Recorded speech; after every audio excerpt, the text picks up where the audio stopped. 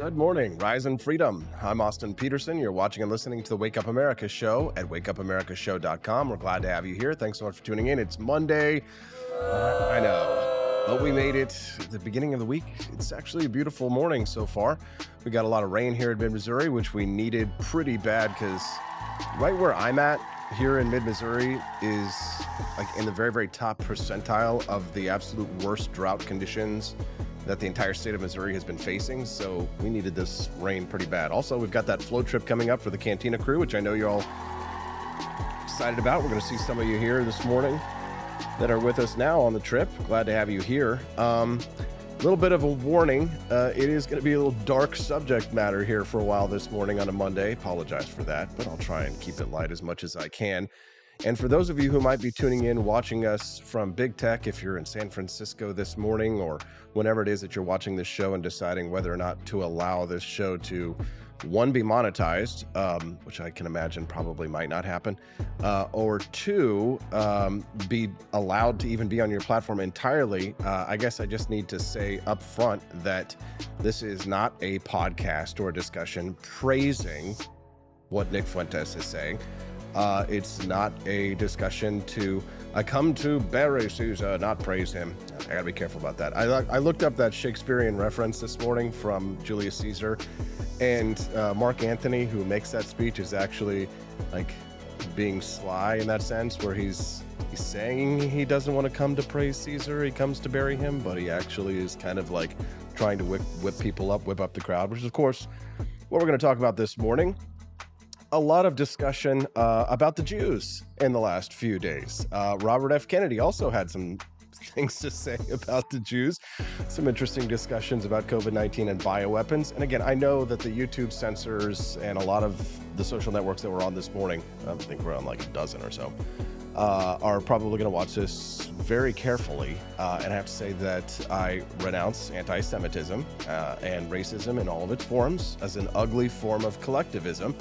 And as an individualist libertarian, I despise racism and collectivism in all forms. So I hate right-wing socialists as much as I hate left-wing socialists. Now I'm going to get taken down for sure.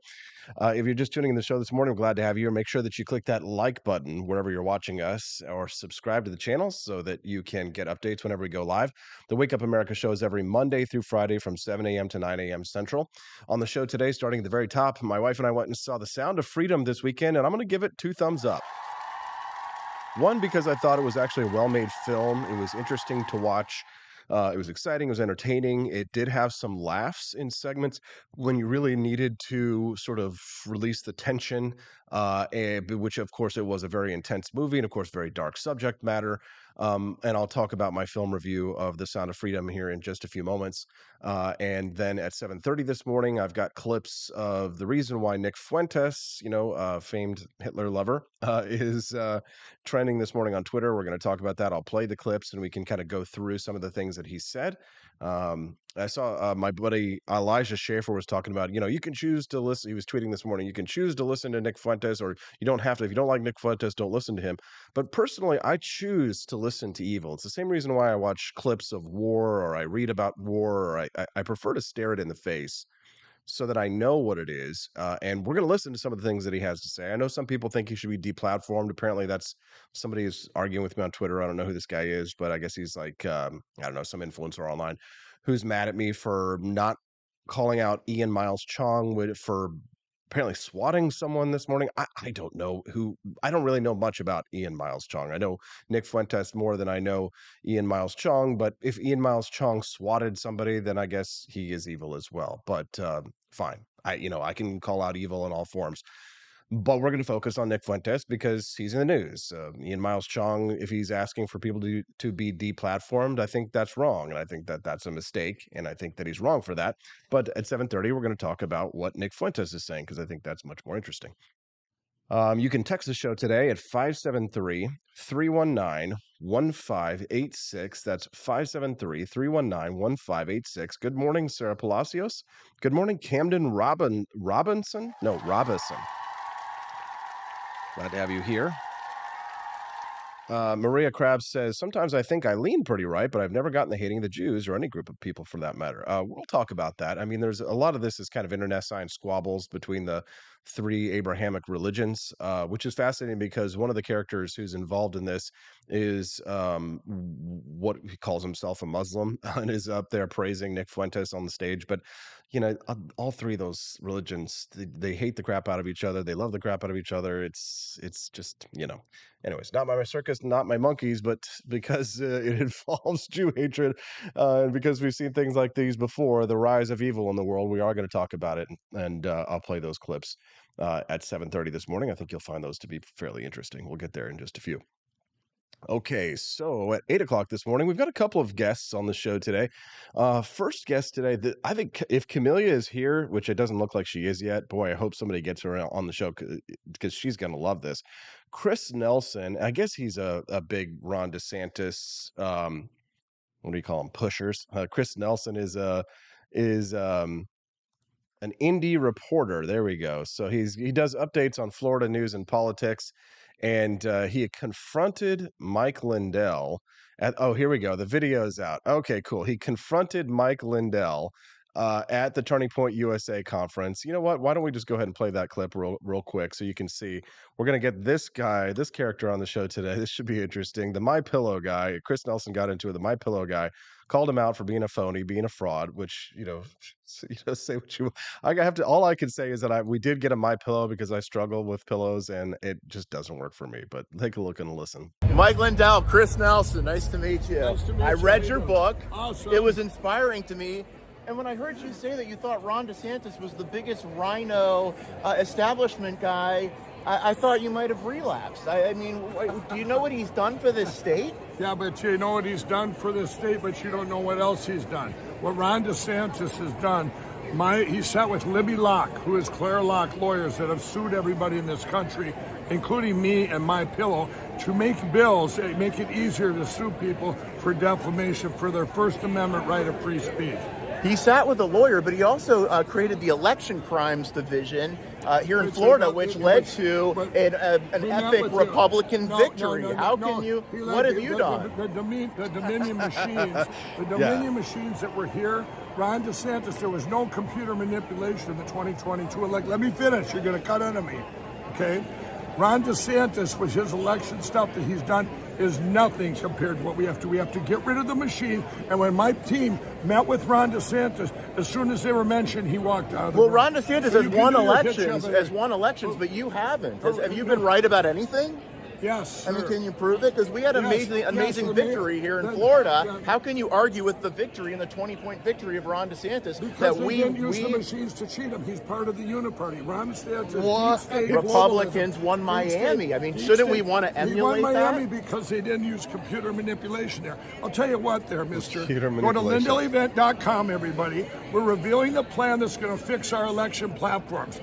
In August 16th and 17th, put that out there in your hit shop, okay? Mike, you also criticized Scott Pressler for his view to get the vote out. I did not. That's a lie. You're a liar. Mike, are you gonna pay that $5 million to that guy that proved you wrong, Mike? No, we're still in court. That's another lie by this creep.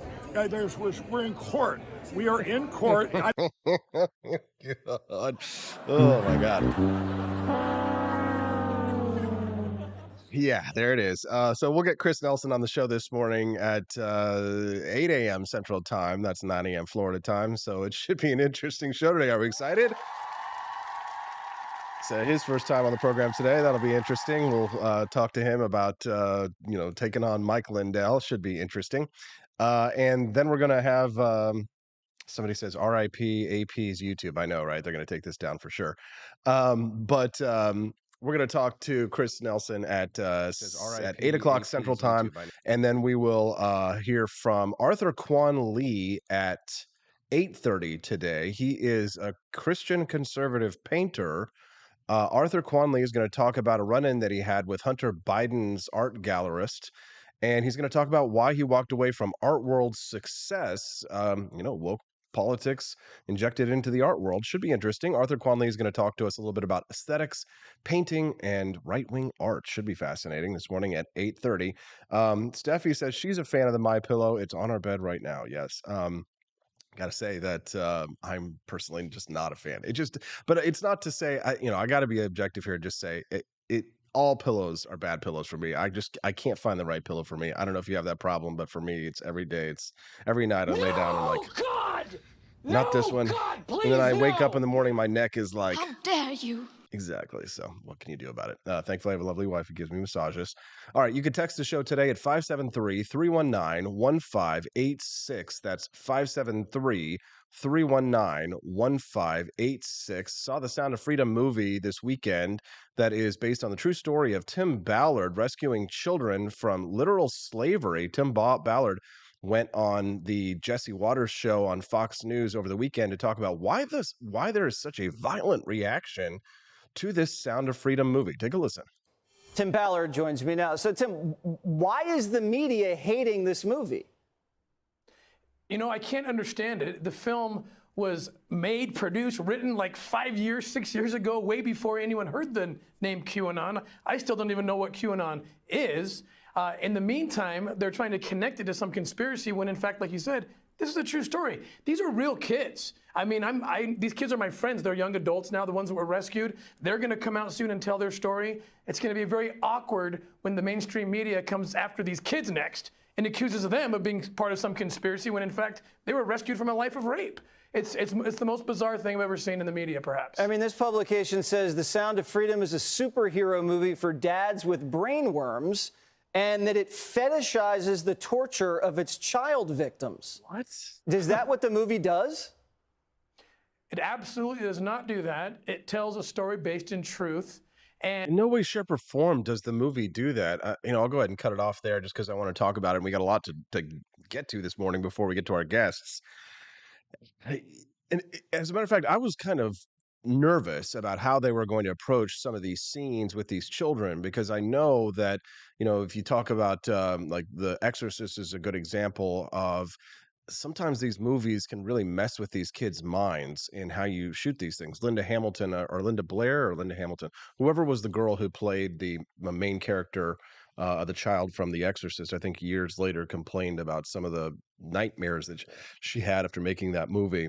And so I was very concerned about the welfare of the children who would appear in these scenes. I will be curious to learn more about the behind the scenes and see how these kids were sort of prepared for these parts and these scenes when without giving too much away, there it shows the little girl sitting on the bed and the guy comes into the room and closes the curtains and things. She's looking very scared. And so I wonder how they prepared her for a scene like that and told her how to act in underneath this scenario. So, I mean, that's the real world, movie making stuff that we can get into that we don't know the answers to. So we'll just push aside. But in terms of like the quality of the film, do I think it's a good quality film to go and see? Yeah, absolutely. Actually, I do think that it's entertaining enough, and you have to be careful. Sort of, how do you say, oh, it's a good film, it's entertaining, it's fun to watch? Well, is it fun to watch? Because we're talking about children who are being abused here, but the acting is excellent, not only from the title character played by Jim Caviezel, but the two children that he's tracking down to try and rescue are fantastic actors. And later in the movie, they actually show some of the scenes where they set up these, they set up a private island kind of a scenario where they bring all these children in to try and rescue them under this fake scenario. And they actually show surveillance camera footage from the actual event, which happened, which really sort of brings it home to show you how real this is. And of course, you might have read in some of the film reviews about how at the end they have some titling where they explain that there are more children who are in slavery today, in trafficking slavery, than there were slaves at the height of slavery when it was legal. So it's definitely something sobering. And why is there so, and Stephanie and I had a nice conversation after the movie. I was kind of disturbed by it and I had to kind of sit down and think. And we were kind of ruminating and talking about it, and she thought it was the film production was more of a Lifetime kind of or like a Hallmark style kind of movie, which I disagreed with. I actually think that it was much better produced, a nicer budget, better actors and acting than I've seen from like any Lifetime movies that I've watched. That this is just my opinion of the filmmaking quality.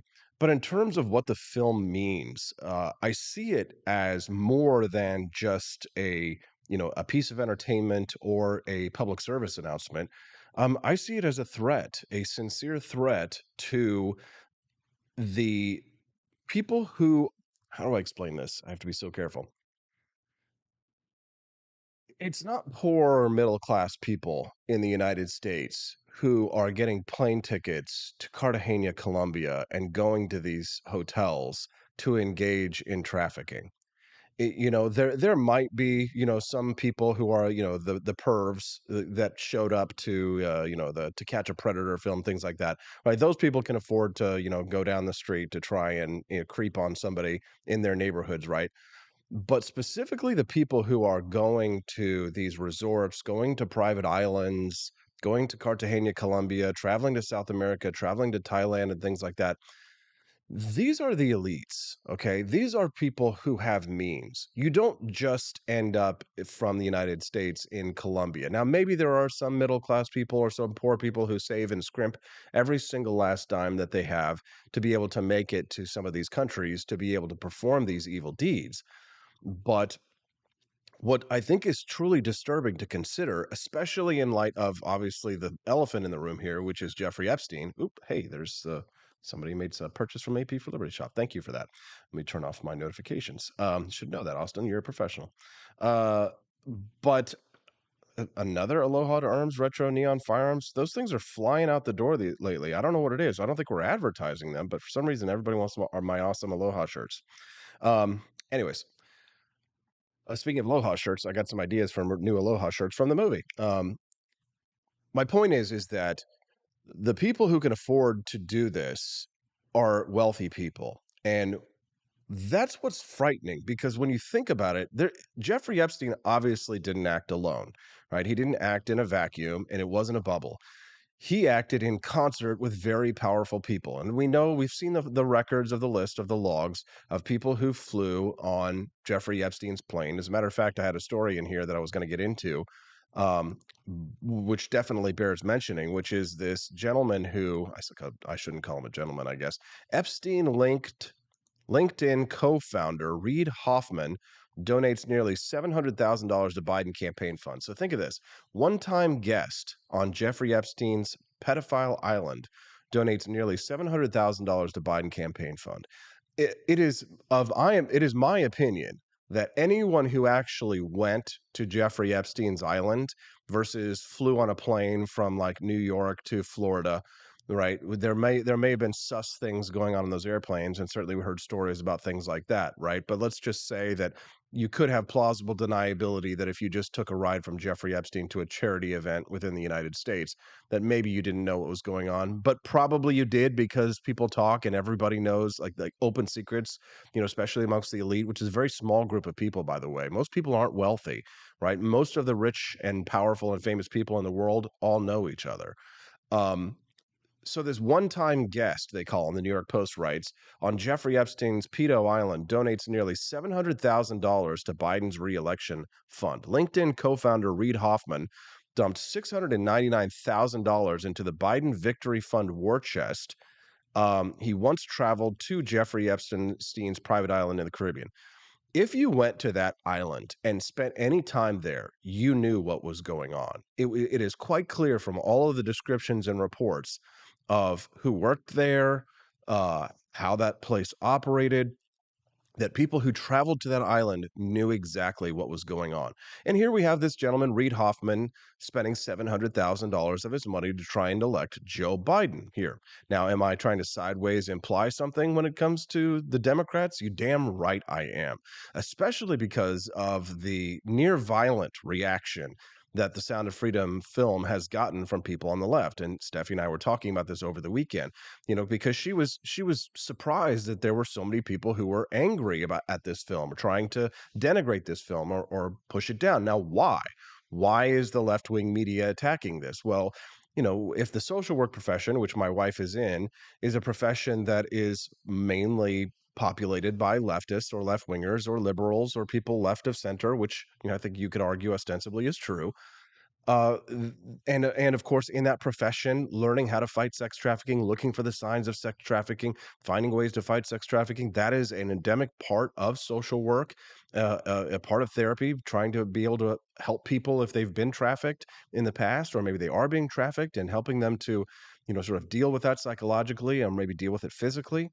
That's part of that profession. So obviously, the social work profession takes a very negative view of this, right? So Stephanie is confused when we're having this conversation about why so many on the left are attacking this. Well, one, there's the QAnon conspiracy, which is adjacent to it, right? Which the gentleman was talking about, how he didn't even, this movie was made even before QAnon conspiracy existed, right? 5 or 6 years ago. And then there is this question about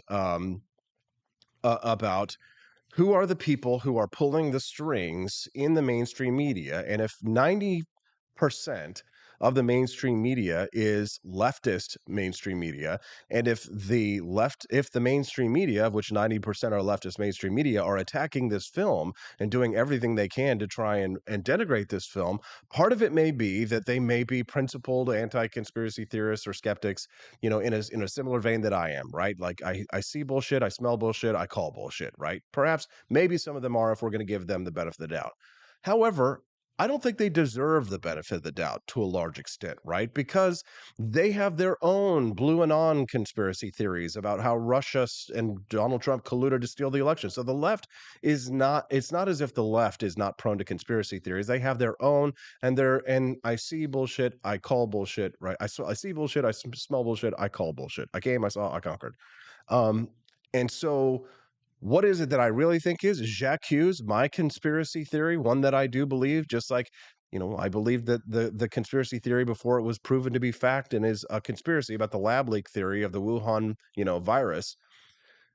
But I do think that there are people in the media on the left, Jacques Hughes, that are pedos, sex traffickers, who engage in this kind of behavior, who were connected to Jeffrey Epstein, there has to be some of them that are connected to it, because if there are millions and millions of children being trafficked in slavery, somebody's buying these kids.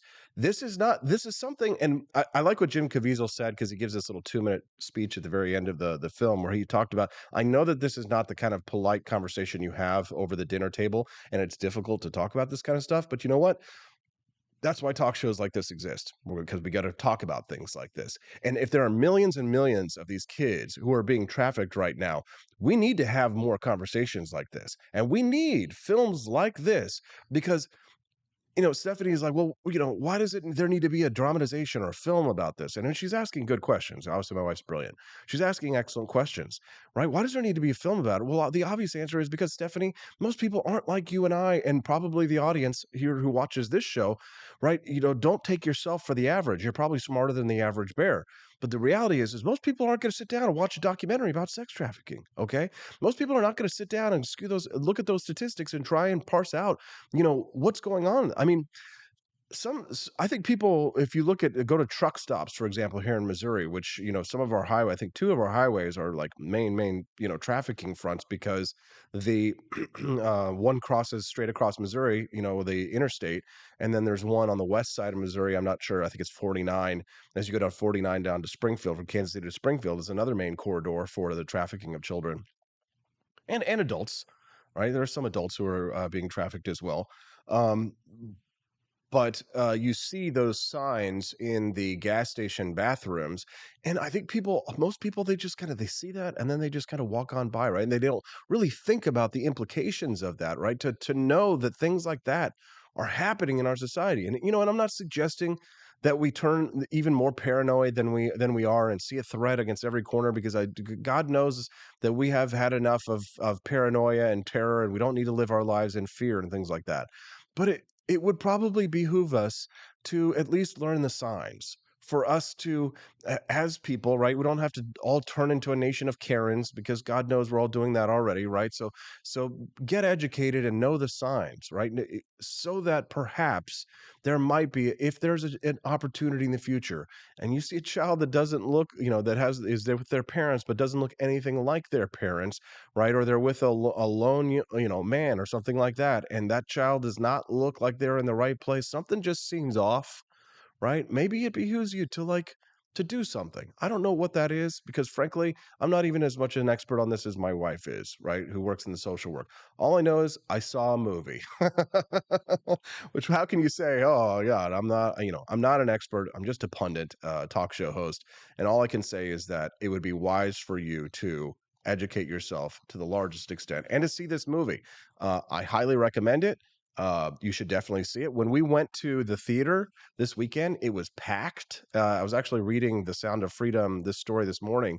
Angel Studios, who produced the film, said $85 million second weekend cumulative box office. Huge hit. A big hit.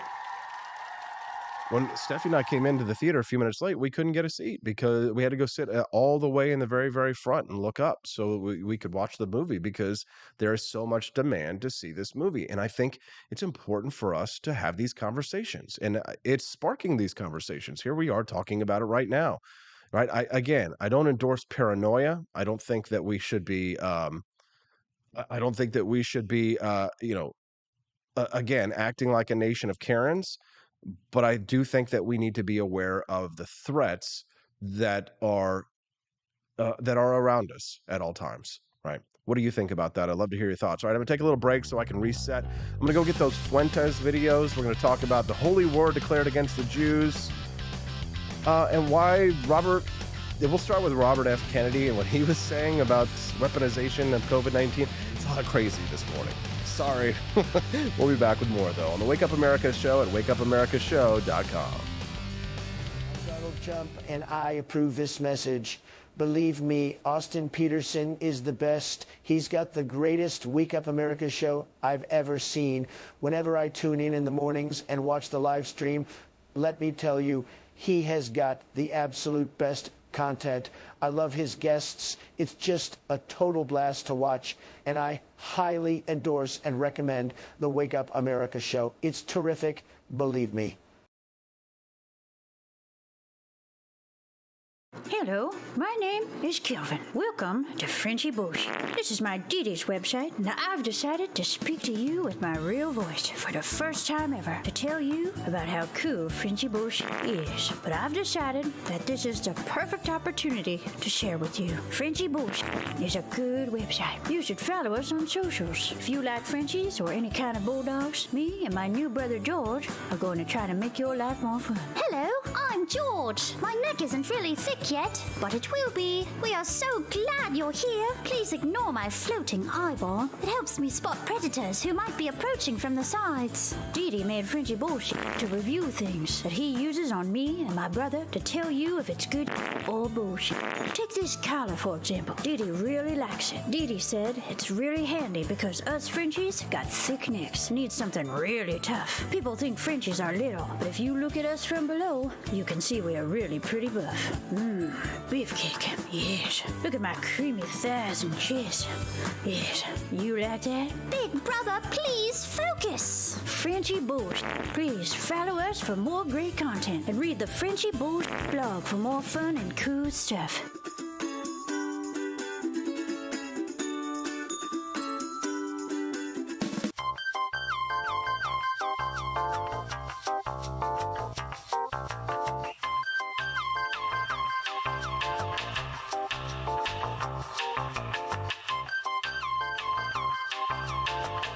I'm a public defender. I am a public defender. I'm proud to be a public defender. 80% of Americans accused of a crime will get appointed a public defender. Everybody from a speeding ticket to capital murder. For every dollar we spend on public defenders, we spend $3 on prosecutors. Public defenders have to do pretty much everything on their own. Social workers, counselors. Investigating is another piece of it. The average public defender holds 300 cases annually. You never feel like there's enough time. Public defenders have health issues all the time. A lot of people give up and say, I can't do this work anymore. Gideon's Promise trains, mentors, and supports public defenders. There are a lot of people who say that they would not still be public defenders, but for Gideon's Promise. It's fueled me to continue on in this fight. Gideon's Promise has changed the face of public defense. People see us as troublemakers. Good trouble only. We don't make it easy. It should not be easy to take away someone's liberty.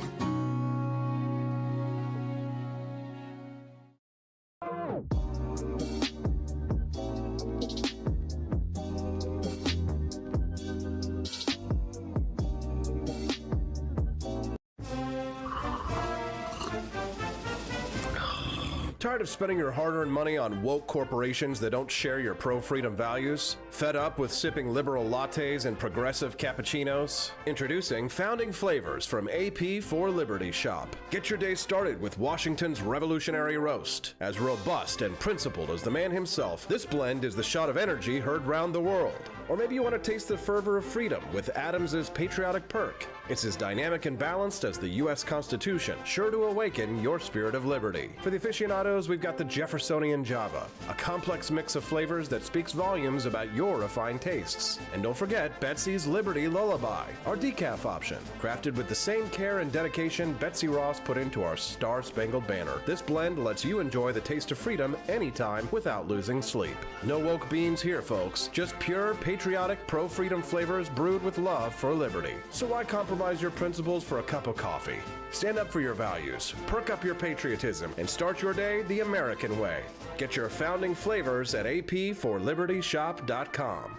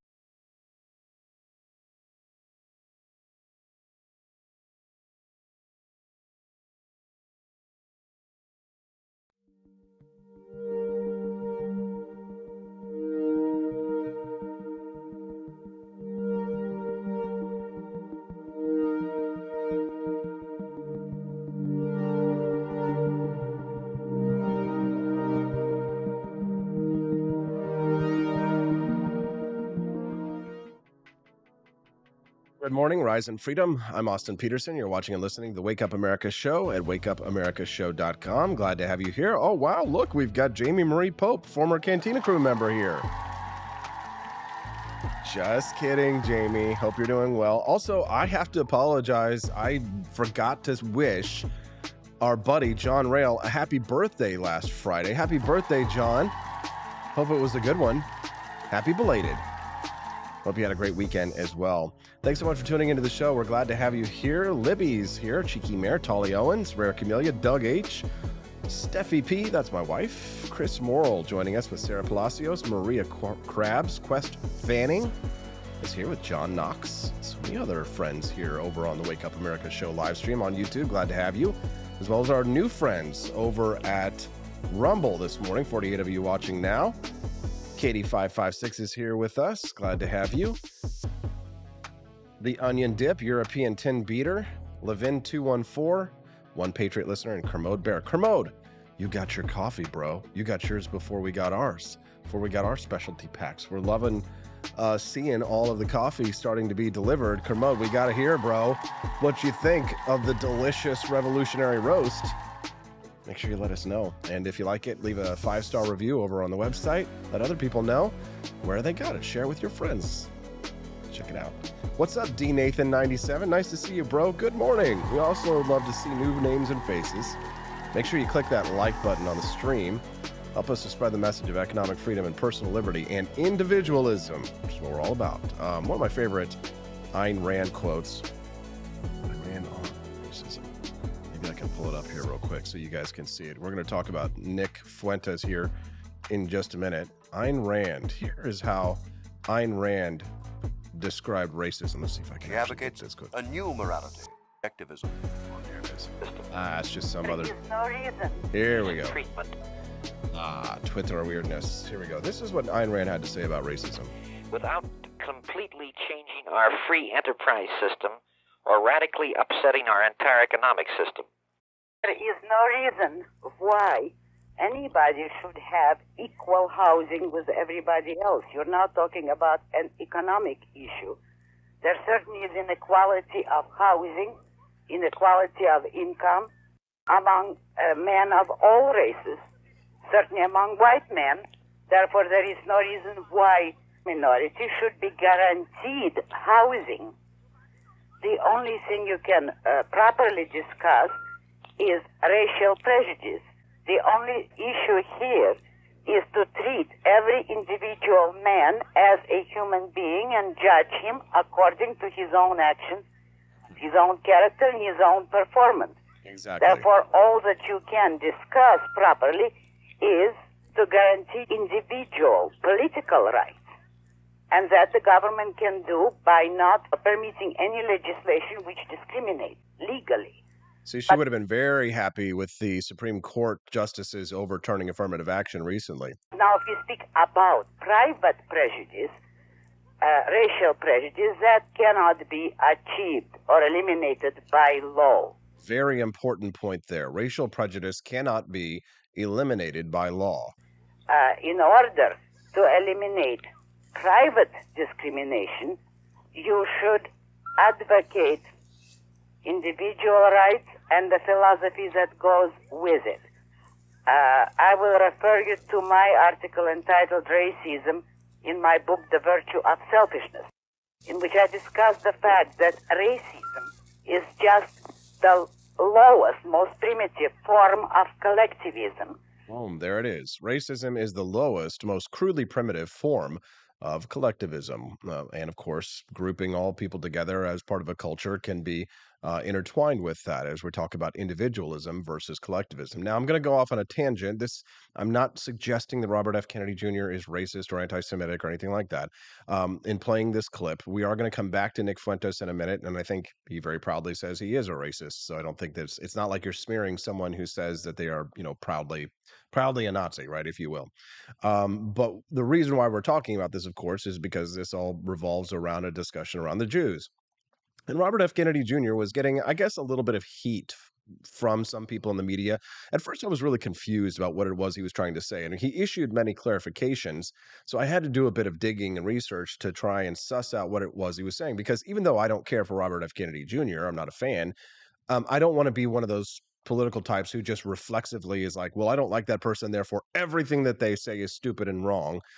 I can judge things on its merits. Say what is, even, Adolf Hitler drank water. Well, I drank water too. Well, that doesn't make me Hitler, right? For example. So let's listen to what Robert F. Kennedy had to say in talking about COVID-19 and bioweapons, specifically targeting certain races or cultures over another, if you will. But let's continue. Christian Castillo asked a question with a super chat, which means we have to answer it. And we also have to say thank you. How does paleoconservatism differ from libertarianism? He also turned 24 this last week. Hey, happy birthday as well to you, Christian. I will answer your question. Remind me of it here in about 1 minute. I want to play this Robert F. Kennedy clip, and then I will answer that question for you. And we need to talk about bioweapons. I know a lot now about bioweapons because I've been doing a book on it for the past. Do you know a lot about bioweapons as an environmental lawyer, really? 2.5 years, and the technology that we now have to develop these microbes, we've put hundreds of millions of dollars into ethnically targeted microbes. The Chinese have done the same thing. In fact, COVID-19, there's an argument that it is ethnically targeted. COVID-19 attacks certain races disproportionately. That's funny. See this guy here, his eyes and stuff like that. You can see his eyes closing. Now let me. I'm going to back this up for just a moment because I want you to hear what he has to say. And if anybody is confused about why he was saying I had to issue a clarification, it's definitely Robert F. Kennedy's fault because of the way that he worded this phrase. Targeted COVID-19. In fact, COVID-19. There's an argument that it is ethnically targeted. There is an argument that it is ethnically targeted. Now, that implies that it was deliberately targeted when you say something like that. When you use the word targeted, a target requires some kind of an intent. COVID-19 attacked certain races disproportionately. Races. The races that are most immune to COVID-19 are because of the structure of the genetic structure, genetic differentials among different races of the receptors of the ACE2 receptor. COVID-19 is targeted to attack Caucasians and black people. Okay. COVID-19 is targeted to attack Asians and black people. So that implies that there's some intent there. And of course, if COVID-19 was engineered in a laboratory, which it was, we know that that is a fact. That would imply that the Chinese were targeting Caucasians and blacks by the creation of this. And these are his own words, right? I'm not extrapolating wildly here. And please correct me if you think I'm wrong. Feel free to do so. Send me a text, 573-319-1586. That's 573-319-1586. Kermode Bear says he got the coffee and it was good. I was drinking the Washington this weekend. Yes. Glad you like it, Kermode. Please do leave us a nice review on the product page for that so we can sell more. Appreciate it. So let's continue here with what Robert F. Kennedy Jr. here is saying. He's saying it's targeted against whites and blacks. Now he goes on. The people who are most immune are Ashkenazi Jews and Chinese. The people who are most immune are Ashkenazi Jews and Chinese. Boy, the discussion about Jews as a race is a really tricky one here because you can say they are a culture. You can't say they're all a race. But are Ashkenazi Jews, would that count as a race? I mean, it's really a tricky subject. But we don't know whether it was deliberately targeted that or not, but there are papers out there that show. Okay, we don't know that it was deliberately targeted that way or not. The racial and ethnic differential impact to that.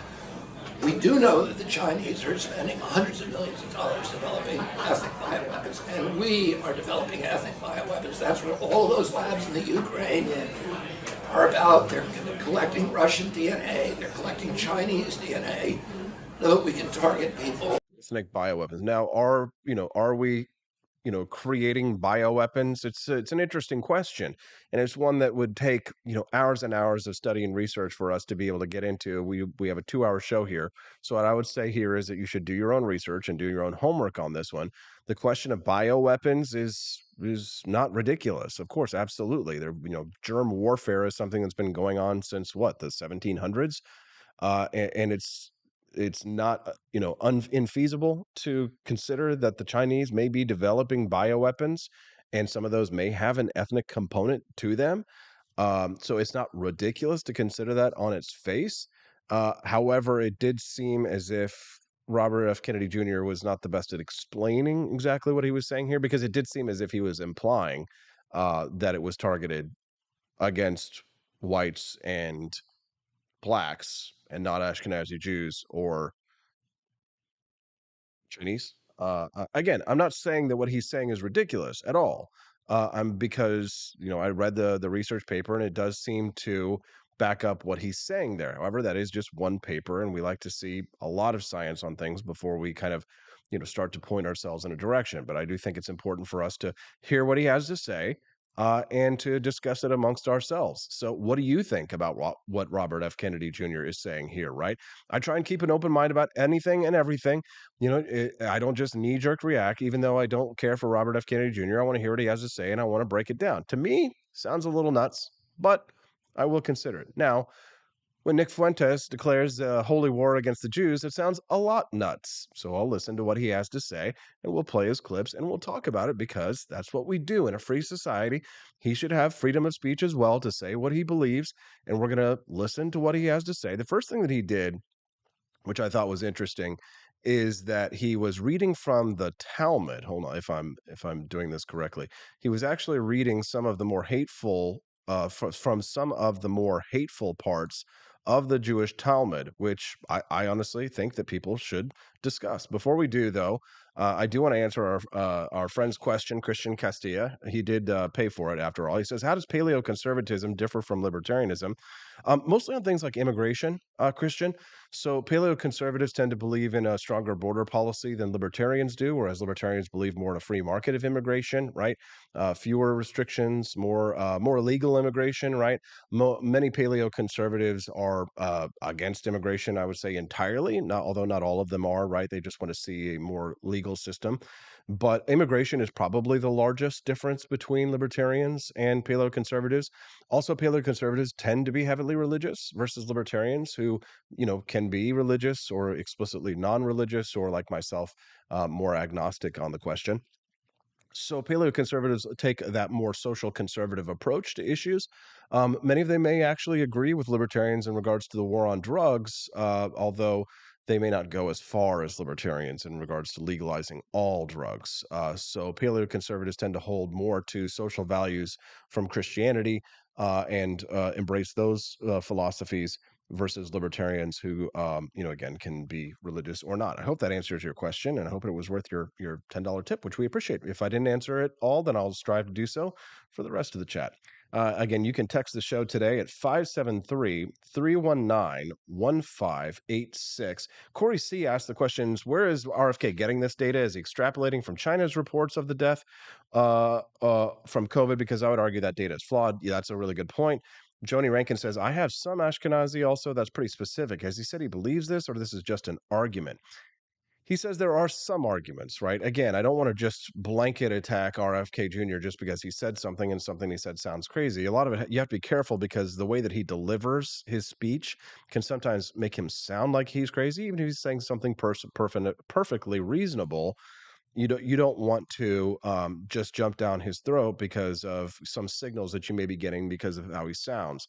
So for some reason, I shut down the video that had Fuentes reading from the Talmud. Here we go.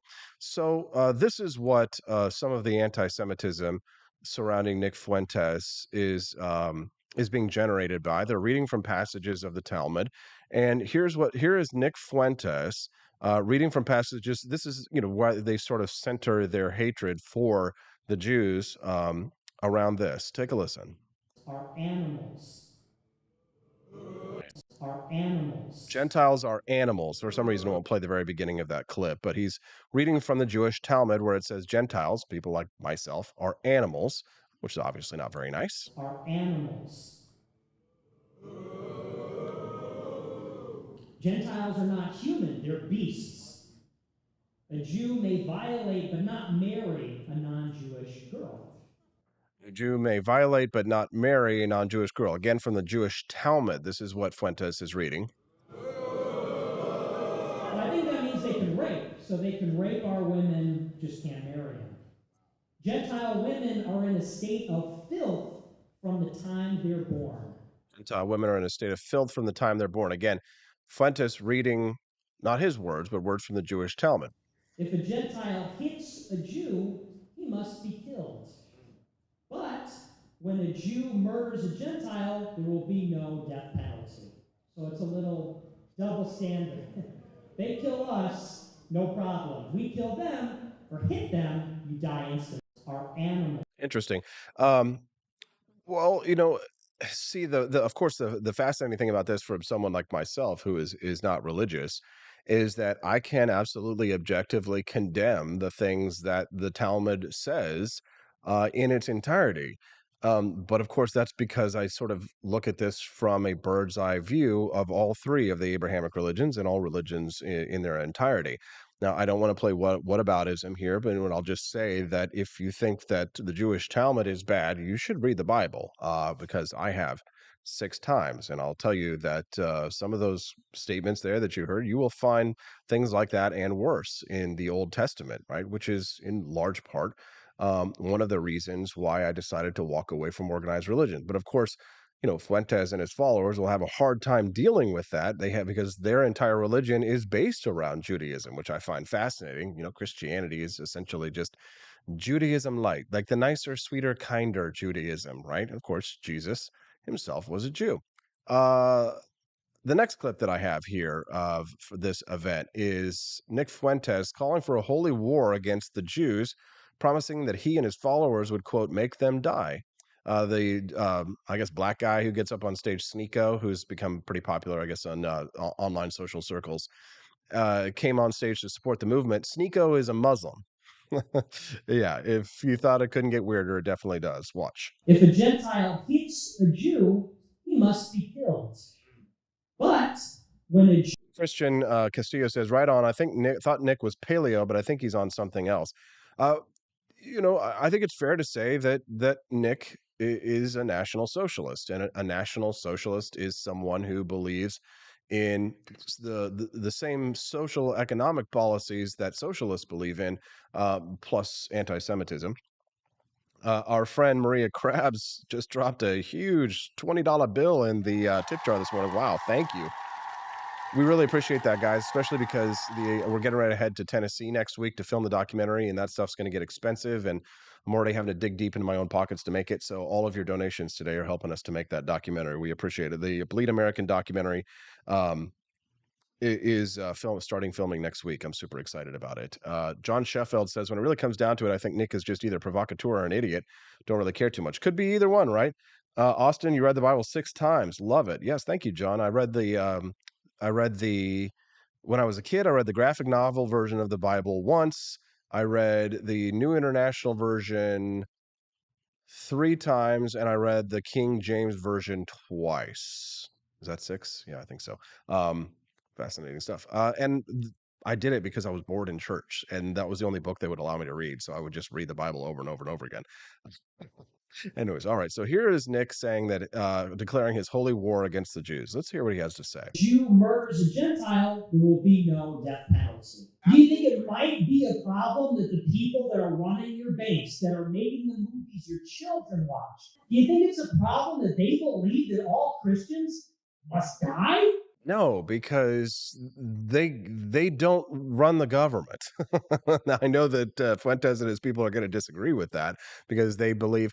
See, I don't want to get too technical here, but this is that high external versus internal locus of control. Nick Fuentes believes that he and his associates are losers because of some outside external forces, right? That the problems that they are facing, that the problems that society faces, are external problems rather than internal problems. People who have a high internal locus of control realize that they are the masters of their own destiny, and they can make their own way in the world, and they can make coffee companies and stir up crap online, and and build a better life for themselves, and make documentaries and be optimistic. And that is a high internal locus of control. I am in charge. I am in control of my future. But people like Fuentes, they have a high external locus of control. And this is very common and I'm not saying all conspiracy theories are Nazis, but all Nazis are conspiracy theorists. Does that make sense? In the sense that an international cabal of Jews are controlling the banking system and our film and our culture, and forcing people to believe things like this, and they want to kill us all and they hate us all. Well, people like Seth Rogen, he probably doesn't follow the Talmud, right? It's just like Christians. They don't follow the Bible, right? Most Muslims don't. And in the only places in the world where people really strictly follow the Bible and people really strictly follow the Quran, those places are literal hell on earth, right? Those places are no place for any individualist, any freedom-loving, liberty lover in the world. Any good, God-fearing American wouldn't want to be in the places where the Bible or the Quran are strictly enforced. So, of course, the thing is that you have to look at these things from a bigger picture and understand that there absolutely are hateful, horrible, evil things in the Jewish religion, just like there are horrible, hateful, evil things in Islam, just like there are horrible, hateful, evil things in the Bible. Now, I know for many of you, it's hard to hear things like that because you've embraced one of these 3 major religions, most ostensibly Christianity, if you will. And I reject all three of those major religions, not just because I see them, the things that Nick Fuentes criticizes about Jews, but I see that also in Christianity as much as I see it in Islam as well. It's not for me. That's not how I can't look at the world through that lens. And of course, the claims of the supernatural I find to be entirely false. I don't believe in ghosts, goblins, spooks, demons, monsters, fairies, ogres, trolls, gods, goddesses, angels, demons, any of that stuff, because the claims of the supernatural to me are also entirely false. They're either all entirely true or they're all entirely false, in my view. But also, Rare Camellia points something out. She says, not to mention the difference between being Jewish and actually practicing Judaism. That's a good point there. Let's continue on with what Fuentes is saying. It's a big. Do you think that it's a big problem that all Christians should have? So the answer to that is to match evil for evil? Is that really? So you think it's a problem that Christians should die? So It's a huge problem. We're in a holy war, and I will tell you this. Because we're willing to die in the holy war, we will make them die in the holy war. How big is that crowd, would you say? There. Let's get a count. How come they don't show the crowd, by the way? And they will go down. 30, 40, 50 people? Probably more people watching this live stream right now. We have God on our side, and they will go down with their satanic master. They have no future in America. The enemies of Christ have no future in this world. Thank you. God bless you. Good night. Nicholas J. Fuentes is going to be the future president of the United States of America. Influencer and streamer Snako. Nick Fuentes is going to be the future president of the United States of America. He's a Muslim. This is hilarious. You have to understand, like, the reason why this stuff, grows online. A lot of this is a perversion built by perversion. I blame the left in large part for claiming that anybody who is left to the right of Joseph Stalin is a Nazi. That you have all of these young people who are bored, lonely, forever alone at home, and they have a high external locus of control.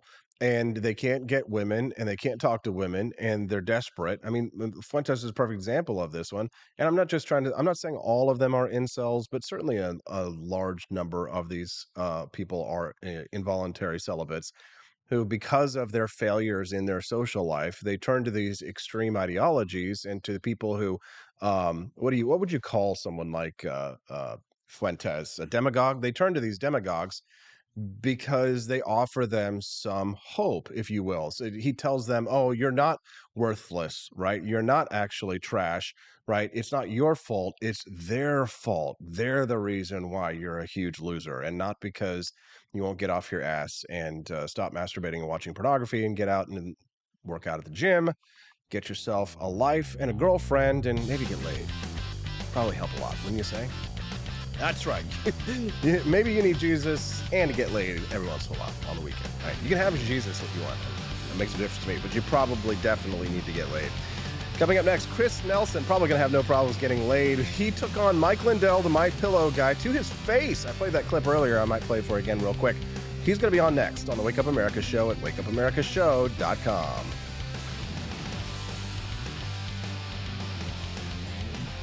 Want an engaging website to boost your business? You're just a click away from 5-star Fiverr talent. Hundreds of freelancer skills like web design. Head to Fiverr.com today and get something started.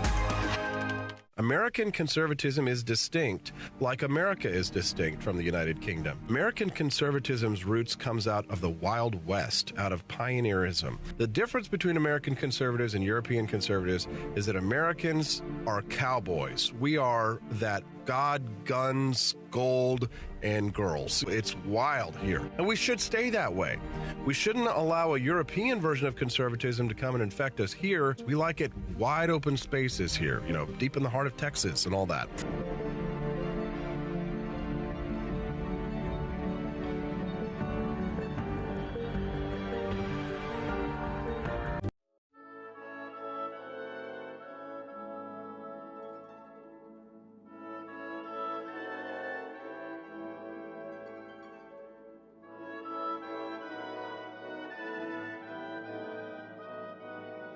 Hey there, it's your favorite Vice President Joe Biden. I wanted to talk to you today about the Wake Up America show, the best source for all your political news and commentary.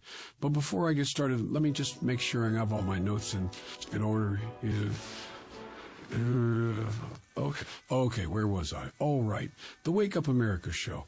It's a great way to stay informed and make your voice heard. Boy, what was I saying again? Oh, right. The Wake Up America show. It's important that we all stay engaged and knowledgeable about what's going on in our country and, the thing. But hold on, where was I going with all this? Oh, yeah. The Wake Up America show. It's a fantastic resource. And if you really want to make a difference, man, you can sign up to be a monthly donor at wakeupAmericaShow.com/support. Now, where was I? Oh, that's right, the Wake Up America show. So if you want to stay woke and support a great cause, head on over to wakeupAmericaShow.com/support and sign up to be a monthly donor today. And if you're feeling generous, you can even give a donation in my name. Thanks for listening, and keep on keeping on, America. Come on, man.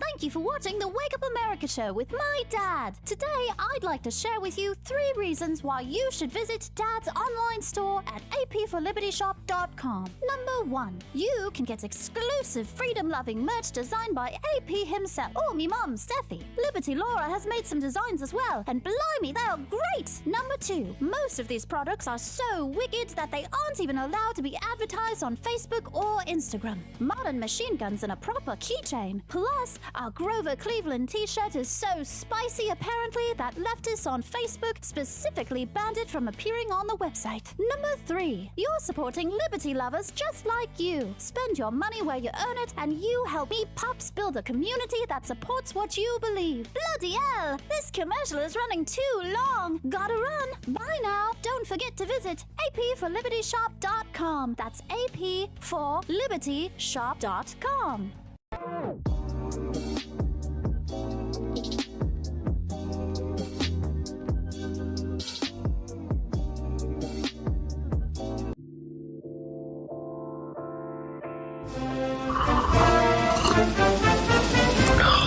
Tired of spending your hard-earned money on woke corporations that don't share your pro-freedom values? Fed up with sipping liberal lattes and progressive cappuccinos? Introducing Founding Flavors from AP for Liberty Shop. Get your day started with Washington's Revolutionary Roast. As robust and principled as the man himself, this blend is the shot of energy heard round the world. Or maybe you want to taste the fervor of freedom with Adams's Patriotic Perk. It's as dynamic and balanced as the U.S. Constitution, sure to awaken your spirit of liberty. For the aficionados, we've got the Jeffersonian Java, a complex mix flavor that speaks volumes about your refined tastes. And don't forget Betsy's Liberty Lullaby, our decaf option, crafted with the same care and dedication Betsy Ross put into our Star-Spangled Banner. This blend lets you enjoy the taste of freedom anytime without losing sleep. No woke beans here, folks. Just pure, patriotic, pro-freedom flavors brewed with love for liberty. So why compromise your principles for a cup of coffee? Stand up for your values, perk up your patriotism, and start your day the American way. Get your Founding Flavors at apforlibertyshop.com.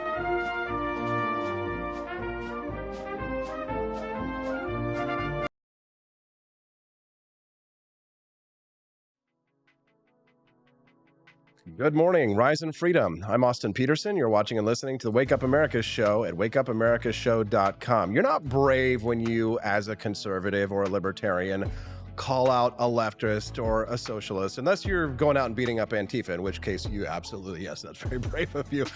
But you're really brave when you call out people in your own tribe. And that's what Chris Nelson did over last weekend during the Turning Point USA conference. He went and called out Mike Lindell for some of the things that Lindell has been saying about Ron DeSantis. Take a listen. Mike Lindell, Chris Nelson, nice to meet you. Nice to meet I you. read your book. Awesome. It was inspiring to me. And when I heard you say that you thought Ron DeSantis was the biggest rhino establishment guy, I thought you might have relapsed. I mean, do you know what he's done for this state? Yeah, but you know what he's done for this state, but you don't know what else he's done. What Ron DeSantis has done, he sat with Libby. Is like Mike Lindell related to Jesse Ventura? They sure sound a lot alike. All right, we're not going to listen to all that word vomit because we know that's what's coming here. Chris Nelson joining us now. He's a news reporter from the state of Florida, and he's not afraid to take on his own team when he thinks they're wrong. Good morning, Chris. Thanks for joining us. Hey, good morning. Thank you so much for having me on, Austin. Hey, so what's your beef with Mike Lindell? Well, I read Mike Lindell's book, and I really was inspired by it. And he's one of these guys that was thrust to the forefront of election integrity after the 2020 election, even though he really had no expertise or experience in that area.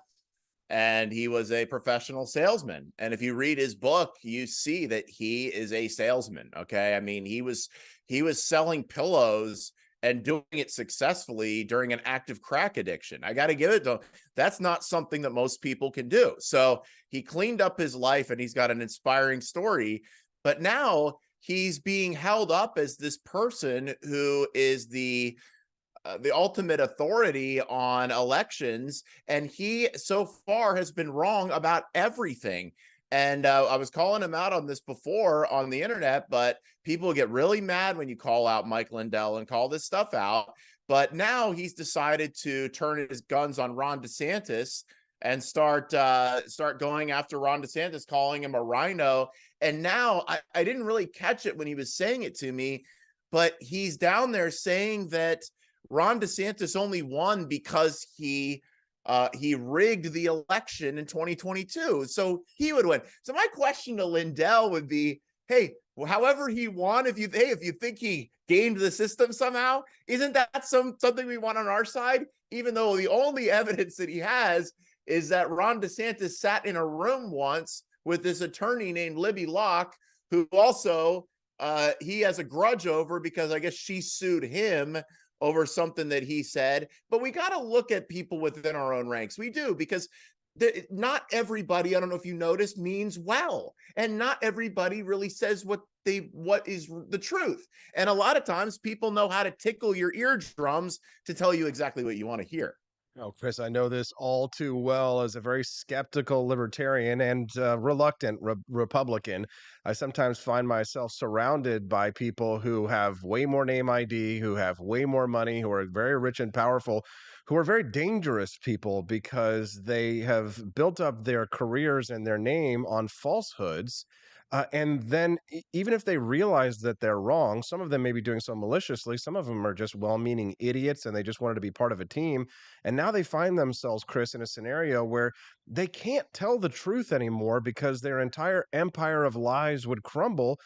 And certainly if you see what's happening to Mike Lindell, his empire is crumbling already.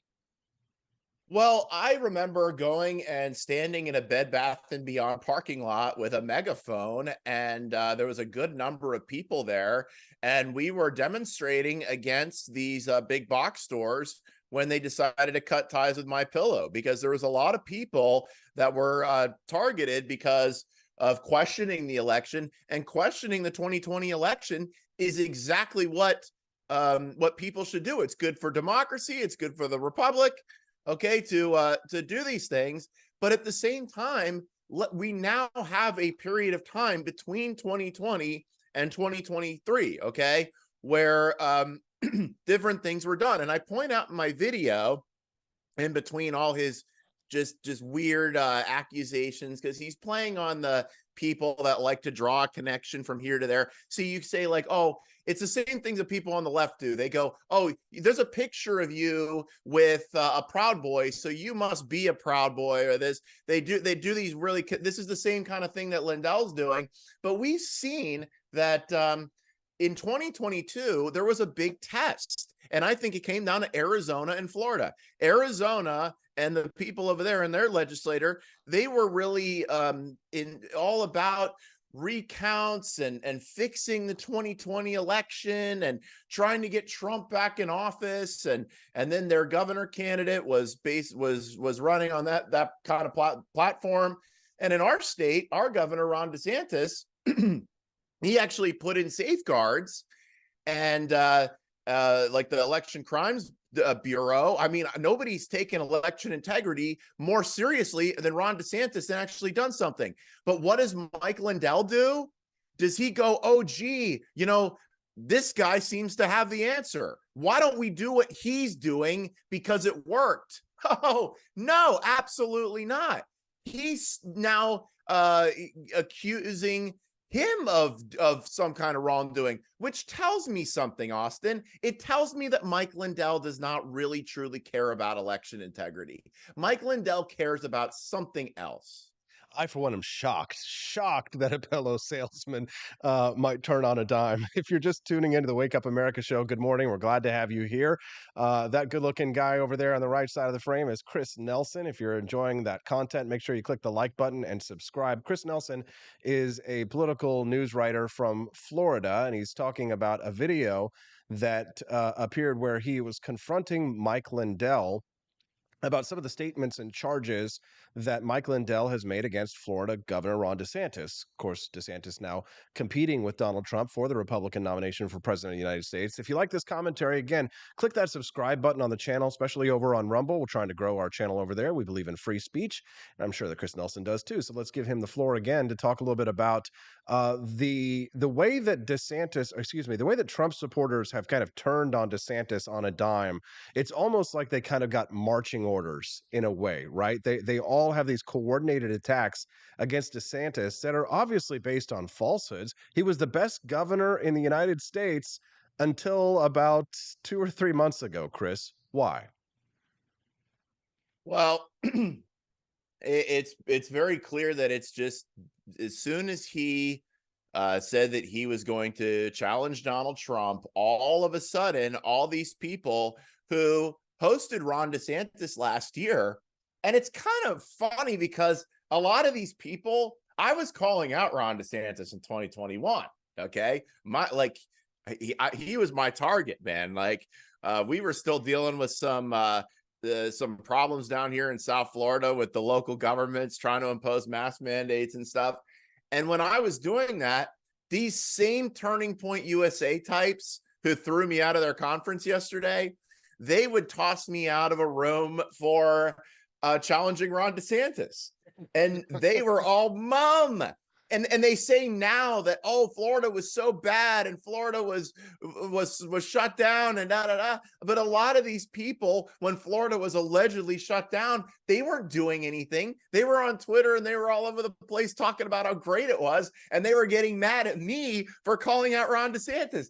It just tells me that there are interests here that are financial, I believe. I mean, Turning Point is a multi-million-dollar empire, and it's now become intertwined with MAGA. And I thought Turning Point was supposed to be a conference for young people. Who do they bring out? They bring out this people that are like 65 years old plus. You got Mike Lindell, you got Bannon, who's all old and fat, and you got Roger Stone, who is he's not what he used to be. We'll just put it that way. It's a lot of geriatrics. Well, people say that people are like, oh, Roger Stone's such a piece of crap. Blah, blah, blah. I found some endearing qualities, actually. I like Roger Stone, I'll be honest. I wore the Roger Stone is nothing wrong, did nothing wrong shirt everywhere. I like the guy. I've had dinner with him many times. He owes, but to be fair, Roger Stone's different because he literally owes his freedom to Donald Trump because Trump pardoned him. So that I can understand.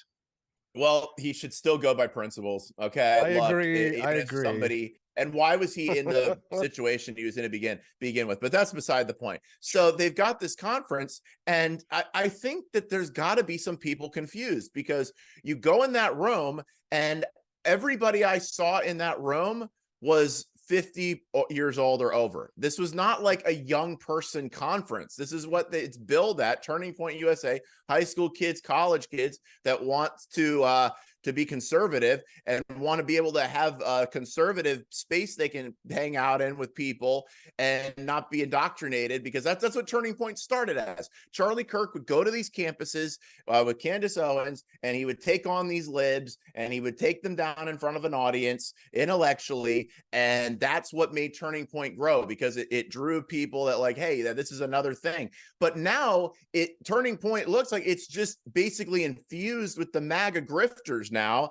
And I think there's a lot of people that are probably confused. It's like, wait a minute, last year Ron DeSantis was America's governor. This year he's the worst rhino that has ever been elected to public office. In fact, he's controlled by globalists. He's a neocon, which is it's kind of interesting. Yeah, the Bushes are supporting him, Jeb Bush and stuff. I mean, it's so if I was these kids, I would be saying, hey, if Ron DeSantis is so bad, Mr. Bannon, then how come last year at last year's Turning Point, you guys hosted him here? Did you not know that he was this horrible person? Chris, you make a lot of good points. And if you're just tuning in the show, we're glad to see we got over 110 people watching us live right now. Glad to have you here. Make sure you click that like button and subscribe to the channel. We're grateful to have a nice big audience here. The Wake Up American Show continues to grow, and I think it's because we have these kind of alt-right conversations on the Wake Up America Show. So click like and subscribe to the channel so you can get more great content just like this. I'm speaking to Chris Nelson from Florida. He's a news reporter and a right-wing analyst, and he's talking to us about a confrontation that he had with MyPillow CEO Mike Lindell after Mike Lindell had been attacking Ron DeSantis for being a total rhino. Now, can I ask you though, Chris, in terms of like how DeSantis's campaign is doing? It's early, right? I don't base what I believe based on polls. I look at policy, right? I'm not easily manipulated, or especially by politicians and their polls. I'm not easily hypnotized. I like a lot of the things that Donald Trump did. I like a lot of the things that DeSantis did, but I can disagree with both of them on certain things. At the moment, I see both of those candidates really as the two most viable candidates that we have that could potentially beat Joe Biden, probably with Ron DeSantis making a stronger case for being able to beat Biden, because as you said to Mike Lindell, Donald Trump has lost. Kari Lake has lost. But I mean, if we get a Trump and Kari Lake VP situation, I think it's probably lost. I would vote for them, but I think we're better off with DeSantis. So can I ask you, why do you think that the Republican Party at the moment, is still so hypnotized and entranced by the idea of running Donald Trump against Joe Biden again? Well, because I think that there's a lot of interests going on here, and you got to put aside the chirping guys. Look, especially if he ties up with Lake, people can't stand her. Okay. So if she's offended a lot of people, okay, and be like, oh, well, hey, whatever. Look, Kari Lake, another former Democrat who voted for Obama and then suddenly saw the light.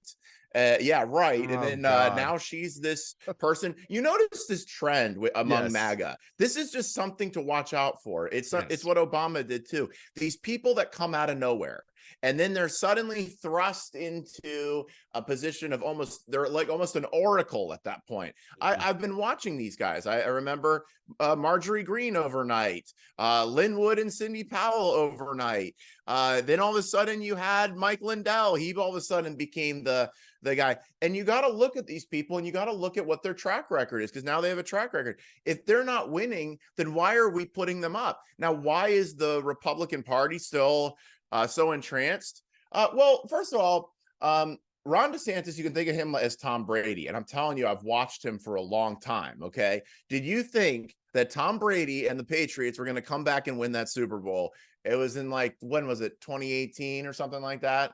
I can't remember who they were against, but they were down something like 20 something to 3, or I mean, it was like not, you thought the game was over. I was rubbing it into my dad because I wasn't happy with the Patriots at that time because they kept beating my Steelers. So, but look what happened. That's who Ron DeSantis is. You're getting slow, steady sturdy. He's made his campaign a little leaner, and they're all freaking out about that. But these are decisions that that are good to make. And the enchantment with Donald Trump, a lot of these people, I don't think that they really care about the general election. As a matter of fact, with a lot of these people, the Lindells of the world, the Loomers of the world, if Donald Trump becomes the nominee and then loses and there's more chaos, it's actually going to be better for them, because the worst possible thing for these MAGA grifters is for somebody to come in and actually do the things that Donald Trump claimed he set out to accomplish. And that's what Ron DeSantis will do. He'll get the wall up. He'll straighten that out. The situation with Ukraine and Russia will be straightened out in short order, which Trump now admitted that he does want to send more weapons. And if he can't work it out on the phone in 24 hours, he's going to send more weapons. I told you guys, he's hanging out with Lindsey Graham. That's the neocons, not DeSantis. DeSantis will get the inflation under control. He'll bring things back to the country really quick and do them in a very short order. We'll get a lot of these things accomplished. And that's really bad for the MAGA grifting class, because then what do they have to say? If they don't have anything to claim, they're a lot like Al Sharpton, okay? Like, if the problem of racism was ever solved in this country, it would be really bad for Al Sharpton. That's why you see him provoke racial tensions more. With the MAGA grifters, you see them provoke these tensions more because it works out better for them, for their fame and fortune in the end. Chris and Nelson, it's bad because our country and our children's future are at stake, and they're playing little reality show star games for their own egos and their own wallets. I hate hypocrisy, and I'm not much of a joiner. I really wouldn't be a part of any club that would have me as a member, Chris. So I like to look at these things objectively and form a big picture analysis of this one. I think you've done a really good job of painting what's at stake here, Chris. And we are running out of time, so I do want to give you a chance to do any plugs, or is there anything else that you'd like to share with our listeners before we let you go? Well, just first of all, I'm Reopen Chris on Twitter, and you can find me at reopenchris.com if you want to contribute to my work. But just be honest with yourself and be truthful with yourself. Look, every single time when I was standing up to Ron DeSantis and telling him he needed some course corrections, the majority of people were against me, throwing me out of venues, upset with me. When I was standing up against the masks, which was not popular at the time, the majority of people were calling me a grandma killer and stuff. When you have these people so mad at you, coming at you like this, you know you're over the mark. Do not be afraid to stand alone. Oh, yeah, Chris Nelson, you don't stand alone. I'm standing right there with you. I appreciate what you do. I think that what you did was very brave. I think you said to Mike Lindell what a lot of people have wanted to say, especially the people over in the live stream, who I'll just hit that applause button because it seems like they like what you have to say too. Chris, will you come back and join us again sometime soon? Absolutely. Well, thanks very much. Keep up the good work, Chris. We like what you're doing out there. All right. That's Chris Nelson. Okay. What did you think? Send us a text, 573-319-1586. I got to say, I think, he's a little bit more in the DeSantis camp for sure. So some of the things he's saying there, some of the promises about what DeSantis may or may not do, I'm a little skeptical about that too. However, I think that he makes a lot of good points. What do you think? Send us a text again, 573-319-1586. All right, speaking of shills, I'm not selling pillows. I'm selling gold, okay? Here's the thing. You buy a pillow, maybe it's a good pillow, maybe it's a bad pillow. But if you buy the pillow, no matter what, 5 years from now, 10 years from now, what is that pillow going to be worth? Why don't you take that $20 that you spent on the pillow and get yourself some silver or maybe some gold from our friends over at Lear Capital? It's a much better investment, and you can say, hey, listen, I bought gold and I supported the Wake Up America show. I supported my principles and I invested in my financial future. If you're interested in learning about how to invest in gold, but you don't know where to begin, there's a free informational packet that my friends at Lear Capital have available for you at learaustin.com. Type that website in there into your browser today, learaustin.com. Give me your information. They will send you a free gold and silver information packet, and I promise you that they are not going to spam you with phone calls or annoy the crap out of you. They are very professional. They just want to make sure that people can secure their financial future, not only with physical metals, and they've got a great deal going on right now where you can buy an ounce of gold and get an ounce of silver for free. Check them out.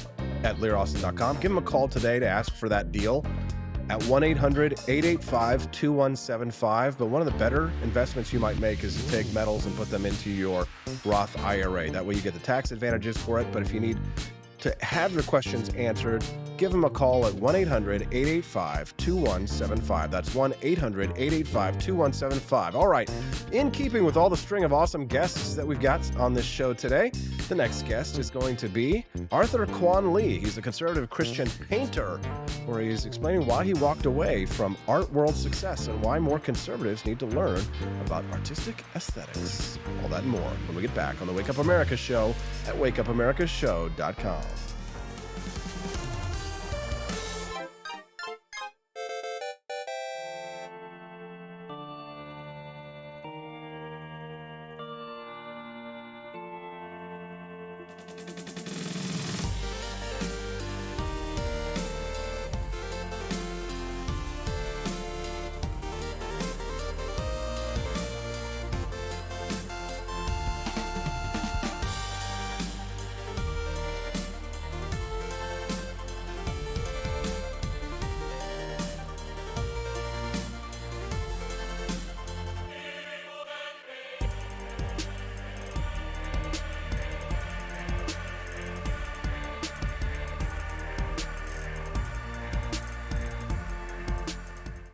It was 1946. A battle was fought, not overseas, but right here on American soil. The Battle of Athens, an intense struggle against election fraud and for the rights promised by our founding fathers. Driven by the Second Amendment, ordinary citizens stood tall and fought back. Help us expose this momentous battle of integrity and bravery. Your support can make a difference. Visit givesendgo.com/bleedamerican and pledge your support, because we believe in the power of truth, the strength of unity, and the spirit of we the people. Let us not forget, we bleed American. Fire.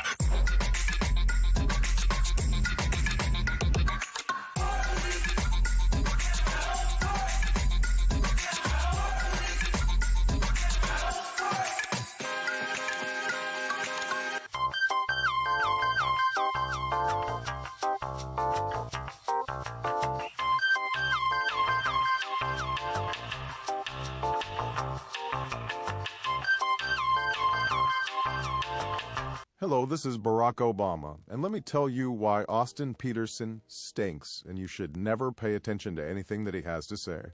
First of all, he's a libertarian, and we all know libertarians are idiots.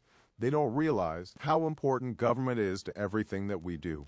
I recently became aware that Austin has opened up a libertarian shop at apeforlibertyshop.com. Now, I'm asking you as a personal favor to me that you never ever visit apeforlibertyshop.com. With all of the great Liberty merchandise there, the last thing that we need to do is to get people spreading this message around the country, because then they might start thinking that they don't need government. And that's the last thing that good Democrats like us want. So if you love democracy, like me, and hate freedom, then don't visit AP for Liberty Shop. Like I said, whatever you do, do not visit aporlibertyshop.com. I'm Barack Obama, and I approve this message.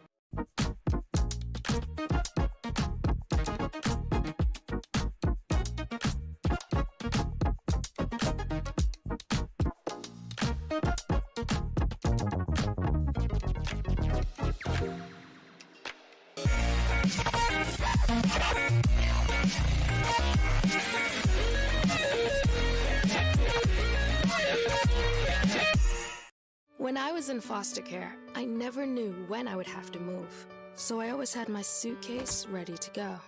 Then one day, I was adopted. My new parents opened their hearts and home to me. My parents cook my favorite breakfast for me every morning. My parents take me on trips I never thought I would go on. They gave me a home and an even better reason to use that suitcase.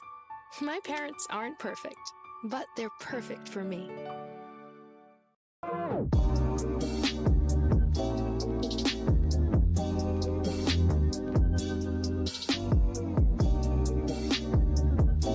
would remind you that extreme freedom in the defense of liberty is no vice. It is better to settle these matters in the courts than on the streets, and new laws are needed at every level. But law alone cannot make men see right.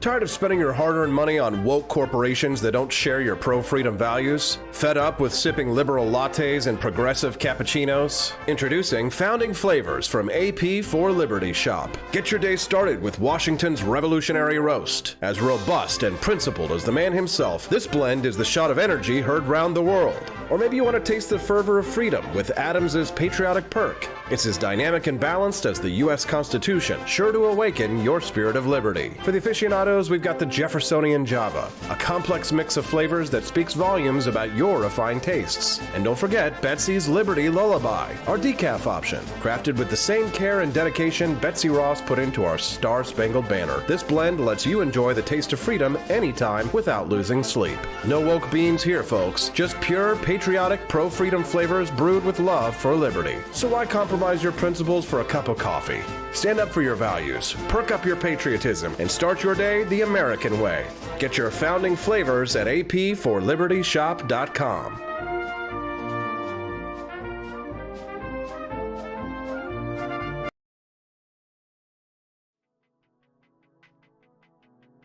Good morning, Rise and Freedom. I'm Austin Peterson. You're watching and listening to the Wake Up America show at wakeupAmericaShow.com. Glad to have you here. How you feeling today? Oh, is it kicking in, the coffee? Well, you got some of my Founding Flavors roast, right? I know Kermode Bear did. Theirs has already been delivered. You see, over the weekend, I had a conversation with this guy who's helping me with the documentary. And he was telling me about how all these conservative influencers are starting their coffee brands and things like that. I guess Tim Pool has one and Benny Johnson has one and things like that. And he's like, oh yeah, a lot of people are like doing that these days and stuff like that. I'm like, yeah, you know, you don't want to reinvent the wheel. But I think my coffee is the best coffee that's on the market. So if you haven't tried it, consider doing it. Because here's the thing, if you drink coffee every day like me, I have at least one cup of coffee every day. Try a cup of mine, try a bag of my coffee, and if you like it, consider a switch. That way, you are going to spend that money anyway on coffee. You might as well spend it on some issues and some people that you care about, me and my wife Stephanie, as we build up our little media empire to spread the message of economic freedom and personal liberty. I sent out the invitation to our buddy Arthur Kwanli, who's supposed to be on the show with us today, and he hasn't responded yet. So that's one of the challenges of being a producer slash host, writer, director, absolutely everything for your own morning talk show. You get people that sometimes, guests just don't arrive. And that was another conversation I was having with that documentary producer. He was a television producer I was talking to yesterday about the documentary. And, there's just, there's nobody here to help when things like that happen. So maybe Arthur Kwanli will arrive. Maybe he will not. If not, it means we just got to tap dance a little bit. The title segment of this piece was talking about holy war declared by Nick Fuentes against the Jews. I did play some of those clips earlier, and they were all, Nick ranting about what's in the Talmud and, complaining about the Jews are why he and his friends are a bunch of failures. Right? They have a high external locus of control. But I thought it was interesting for people who always claim that they're being censored, right? That their free speech is being shut down online. I thought it was quite suspicious that this one gentleman called out Nick Fuentes for supporting one of his friends who was an alleged pedophile himself. Ali Alexander, somebody who I met a couple times when I lived in Washington, D.C., got busted for incriminating texts that he was trying to, get in contact with minors, using his position as a MAGA influencer to, go after kids, the kind of stuff that happens in Sound of Freedom, right? That we're all against, right? That the right is all against. Well, anyways, this guy out in the audience at Nick Fuentes' speech calls out Ali Alexander's name, asking Nick Fuentes why he supported Ali Alexander and why he hasn't denounced him yet, which I think, legit question there. And take a listen to how Fuentes and his supporters dealt with this gentleman who had what I believe to be a legitimate question. There's no video for this. It's just audio. No, I thought me and Ada Ross were going to be friends. I really did. He called me up a lot during Yay 24, and we talked on the phone, and we texted, and we did all this stuff. But recently, I got on the phone with him with Seco, and he flips out and says, "Get away from me, Nazi, we can't talk to you." This is a guy that literally got the call. Literally. Ali!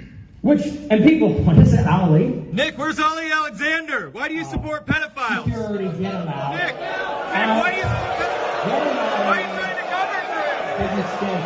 Nick, why are you trying to cover for him? Nick, why are you trying to cover for him? Big mistake coming to a place like this. Big mistake coming to a place like this. Security, get him out. Ask the question about Ali Alexander. Now, we could debate about whether or not it's appropriate to interrupt someone during a speech, but I think, Nick Fuentes is the kind of person who would probably do that to someone else. And his supporters absolutely would. Why don't you see Noah C says, "You're for free speech. Why don't you let someone interrupt you at a conference by screaming?" Well, what if it was as Klaus Schwab from the World Economic Forum or Anthony Fauci? Someone was doing something like that. I think you'd probably praise them, right? So there is a debate to be had, though, Noah. You're right about interrupting someone while they're speaking at a conference, but Nick Fuentes, I think, fascinatingly enough, doesn't want to answer that question because I think it's a legitimate question and it makes him uncomfortable. Ali! And people, what is it, Ali? Nick, where's Ali Alexander? Why do you support pedophiles? Security, get him out. Nick, why do you support pedophiles? Why are you trying to cover for him? Oh, yes. Don't want to answer that question. Doesn't make you feel very good. Some interesting questions there. So I wonder if Nick will ever address that. We want to know. You can send us a text at 573-319-1586. Kermode Bear over on Rumble says, "I have some of Tim Pool's coffee. It's good. So is Austin's. But Austin can use my money more than Tim." God bless you, sir. Thank you. It's true. Tim's got millions of dollars and Austin has some thousands of dollars, but not many thousands. John Sheffield says, "Although there are options, it's nice to find a sense of actual community, especially these days. Hope all is well with you all." Thank you, John. We appreciate that very much. Absolutely. One of the things I really try and strive to do, especially with the Wake Up America show, is to build healthy online communities. Things can't always be positive, and some of the conversations that we have can sometimes turn heated, and we can turn, and can have debates, and people are allowed to disagree. All I ask is that people disagree without being disagreeable, right? We can have heated arguments and discussions about circumcision, Jews, pedophiles, the most insane of difficult Nazis, leftists, transgenders, minors being transgenders in sports, and occasionally submarines that explode on their way down to the bottom, or implode on their way to the bottom of the ocean. But all I ask is that we just try and build a healthy community in that, right? Just again, that someone, if you're here and you disagree with what we have to say, that you just not be hateful, right? Just disagree all you want, but let's build a healthy community. And the reason why I do that is because after having campaigned now for 15 years for liberty, is I realized that the movement is better served by creating these healthy communities that are sort of mutual support networks, and we all are friends and we work with one another. And even if we disagree and we aren't all libertarians exactly, we sort of create a community of people that, even if it's smaller, because certainly the hate-filled communities can be massive. Even if it's smaller, I think it's more effective, and I think it contributes better to society, right? And that's really what we're, whether a lot of these hateful communities all have the same claims that they want to create a better world, right? Fuentes and his followers all think that, they believe in some kind of the same kind of utopianism that leftist communists and socialists believe in, right? That if everybody would just do exactly what they say and live exactly the way that they say that we should all live, then we would all live in peace and harmony, right?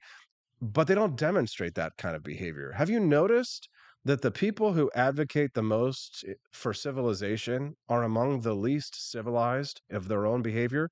Somebody clip that, cut that, and quote that, right? That's what I believe. It's fascinating, too, because the people who are actually living their principles and who tend to be the most civilized, right, don't tend to get the most attention, right? Because, well, that's a little bit less exciting or interesting. It's more exciting to hear people spewing rage and bile and hatred and playing on ancient hatreds and reading from the Talmud from the thousands of years ago on principles and tenets that most of the Jewish community doesn't believe or act on. As a matter of fact, most of the Jews, especially the ones that I've known, especially the ones in Hollywood, are not religious Jews, right? They don't believe in every word of the Talmud. They don't believe in the, every word of the Torah. And as a matter of fact, 100% of the Christians that I know of, other than perhaps the Westboro Baptist Church, they don't believe in 100% of the Bible either. And somebody who grew up in a fundamentalist evangelical tradition, they would say, we believe in 100% of the Bible being the Word of God. But they don't really, because when you read from the Old Testament, it's like a lot of the things that, what do I got, an Italian accent now? It's like a lot of the things, but it's very much, it's very, very Jewish, if you will. They don't follow all of the tenets of the Old Testament, right? They believe in the 10 Commandments and things like that, which of course, a little bit more sanitized and watered down than the 15 original commandments. Of course, the third plaque dropped and broke. You have these 15... 10 Commandments. Does anybody know what I'm referencing there? But you can't be a good person and follow the Bible, the Torah, or the Talmud, or the Quran 100% of the way. You can't do that and be a good person. So, of course, Christians that are good people don't follow the Bible 100%. That's what makes them good people in large part, because while they, in order to maintain their faith, will say things like, we have to follow the Bible 100%, and every word of it is the inspired word of God. They don't stone their rebellious sons to death, right? They don't, they condemn the idea that what was it, Lot, when he gave his daughters up to the townspeople to be raped in order to protect the angels of the Lord that had come with him before they left Sodom and Gomorrah. Right. And, we rightly condemn that kind of behavior. That's sex trafficking, right? That kind of behavior is obviously what Lot did in that story of the Bible is evil, right? And Christians in this community, of course, in the world, the civilization that we live right now, rightly condemn that. And ask any Jew that you meet, and if you read to them those passages from the Talmud, first of all, many of them, just like with Christians who haven't read the Bible, of which that is the majority of them, most of the Jews don't know the Talmud, right? And they probably don't believe that the Gentiles are evil and that you can just rape the Gentiles or murder the Gentiles and get away with it. Most people don't, right? That's how we're able to live in a civilization such as it is.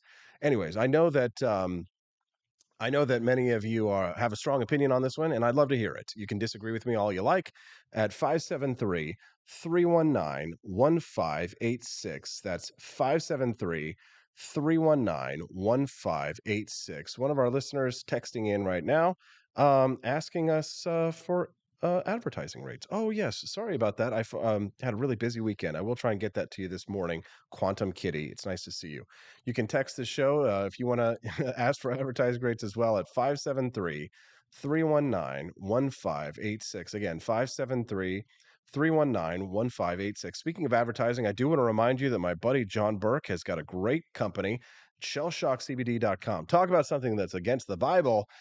Delta 8 gummies, absolutely delicious. And you can also get CBD gummies that are not psychoactive for those of you who are good Christians and don't want to have to worry about offending the Lord. Highly recommend Shell Shock and endorse shellshockcbd.com. The Fallout gummies are THC free. The watermelon ones are particularly delicious for those of you who are looking for pain relief that doesn't come from Big Pharma. But however, if you are looking for pain relief and to get stiggity-stizzone, slizzard, highly recommend the Bomb Pop tinctures. Absolutely delicious. You can measure it out. If those are of you who are like me, who are either pushing 40 or who are beyond 40, 42 years old, you can't do party like you used to, but you still need some pain relief. But it's also Friday night, and you also want to have a little bit of fun. The reason why I recommend the tinctures is because you can control your dosage much better, right? So for me, 5 grams, and I'm like, whoa, I'm going crazy, right? So like 2 grams, right? Like you can parse that out, like maybe 2.5 grams dosage, and the tinctures are the best way to do that. If you use the website shellshockcbd.com, hit them up with my 10% discount code there with the code AP4Liberty. That's AP, the number 4, AP4Liberty. And when you do use that code, that way they'll know that our advertisement is effective, because we do have to prove ourselves to our advertisers so they will continue to spend, continue to grow us, because we do very well with our merchandise shop, obviously, but our advertisers, of course, are what keep us afloat.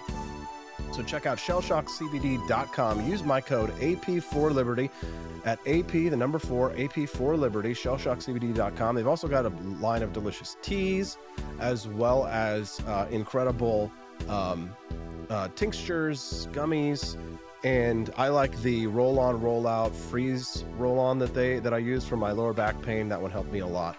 And again, use that code AP4Liberty. If you don't like anything that you buy from John's store, they will also give you a 100% money-back refund. So check them out, shellshockcbd.com.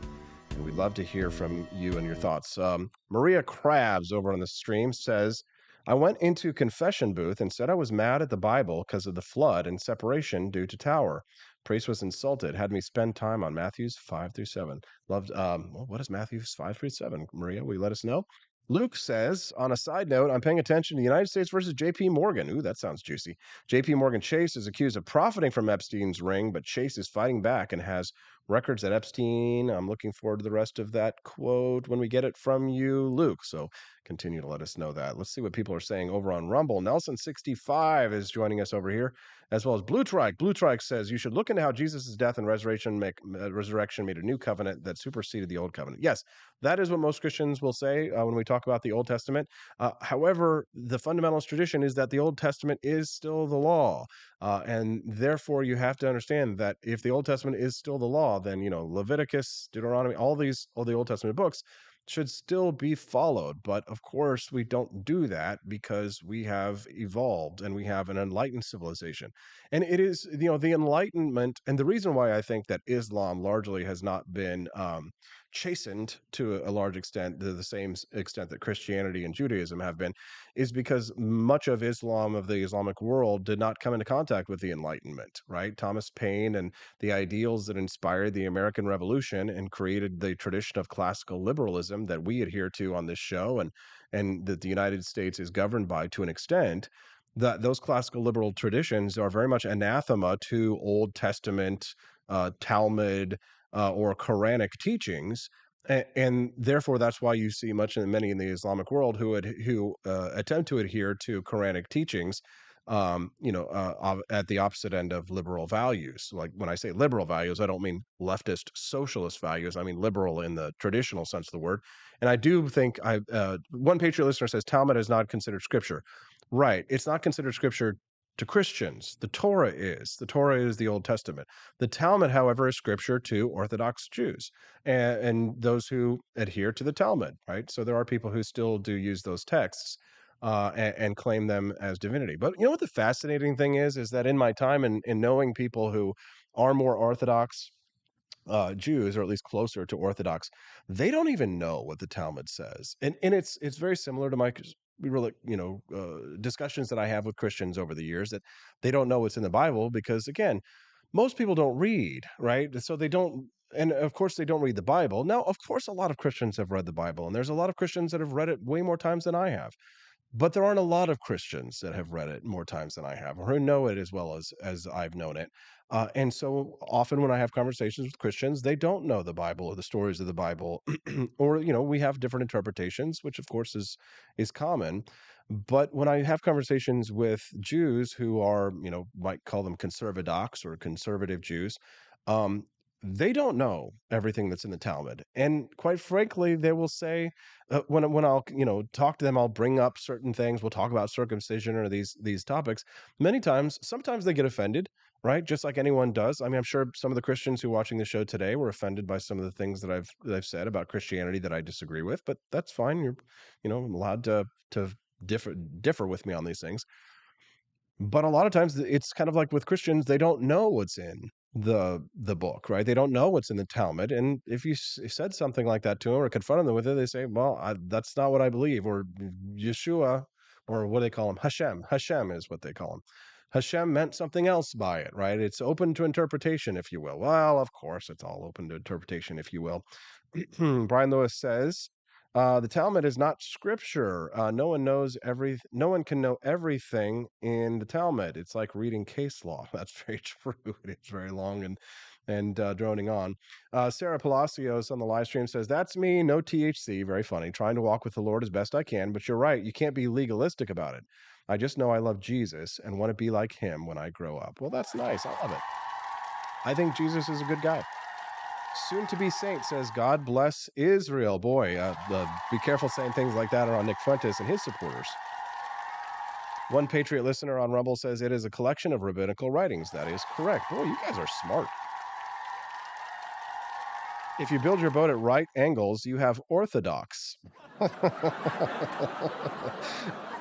Very funny, Doug H. Anybody else got some good Jew jokes this morning? We'd love to hear them. It has been a little bit of a dark show. It's a shame that we didn't hear from Arthur Quan Lee. We did send him that message. Maybe we'll get him on another time. But unfortunately, he did not show. So, yeah, it looks like he didn't even read the message I sent him on Instagram to let him know that it's been there. All right, so in the last few minutes of the show, let's get away from Nick Fuentes. Let's talk a little bit more about Sound of Freedom before I go. And then Stephanie, I saw the movie this weekend, and we had different impressions of it, which is good because it makes for good conversation. But I will say I do want to recommend that you see the Sound of Freedom movie. When Stephanie and I went in over the weekend, that theater was packed. People want to see it because, in large part, of the controversy, because of the attacks on the film. And for that reason alone, I do think that it's interesting to go and watch because it is a cultural phenomenon that's happening right now. But I think the film is important for two reasons. One, because it acts as a PSA, public service announcement, and two, because I think it is an absolute threat to the cabal of elite pedophiles who are engaging in crimes against children that are occurring on a daily basis in this country and in other countries. Now, this is not some QAnon conspiracy theory. You all know how I am and how I feel about conspiracy theories. This is not a conspiracy theory. This is a conspiracy. This is something that has happened in the past, and it is something that is happening right now. And as Jim Caviezel said in the movie, it's not the kind of thing that makes for polite dinner conversation, but it is the kind of thing that needs to have conversations about.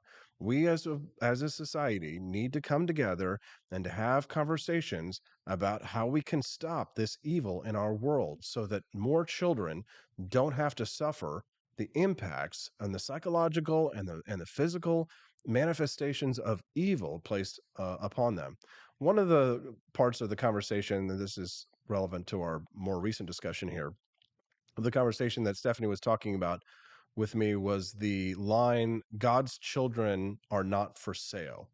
And obviously that's a line that's difficult for Stephanie and I to contend with simply because not being religious, it's not, to us, it doesn't have that same impact. We know that it has impact on other people, but I like the line, actually, God's children are not for sale, because it implies that there is not necessarily a higher power in the supernatural sense, which I know that's what they mean it as. But for me, it means that a higher power exists that will protect these children. And to me, that higher power is we the people. We as a society can act to protect these children. And to me, there's not really much that government should be doing. It shouldn't be delivering the mail. It shouldn't be building roads. It shouldn't be um, getting involved in crises between countries like Russia or Ukraine and sending billions of our taxpayer dollars. There's a lot that government should not be doing. But one of the things that I do believe is the legitimate role of government as a constitutional minarchist, libertarian Republican, and as a secular agnostic, secular humanist agnostic as I am, one of the legitimate roles of government is to protect the rights of children and the freedom of children. Sometimes that means even from their parents. Sometimes that means even from their churches. And it absolutely means that we should protect children from elite, global, international pedophiles who run these sex trafficking rings, as detailed by the Based on a True Story Sound of Freedom. I recommend that you go and see this movie and that you learn as much as you can about it, and that we all have more, unfortunately, unpleasant conversations so that we can fight this scourge. More people who are being sold into slavery today than at the height of when slavery was legal. Sarah says, I'm glad you saw it, AP. Shouldn't take $1 million movie to get us to do something about human trafficking, but the important thing is we do. Thank you for talking about it. Absolutely. Thank you, Sarah. Love you. Luke says he's been involved in trafficking awareness for some time, raising money. He says Christians, Muslims, and Jews are always for us. It's hard. Well, that's good, brother. I appreciate that. Thank you for fighting that fight. We appreciate you all very much. You guys are awesome. Thanks for being part of the Wake Up America show. Sometimes I feel a little alone in the world when I see all of the forces of evil allied against us. But that just means that we know who the bad guys are, and that just means that we're the good guys.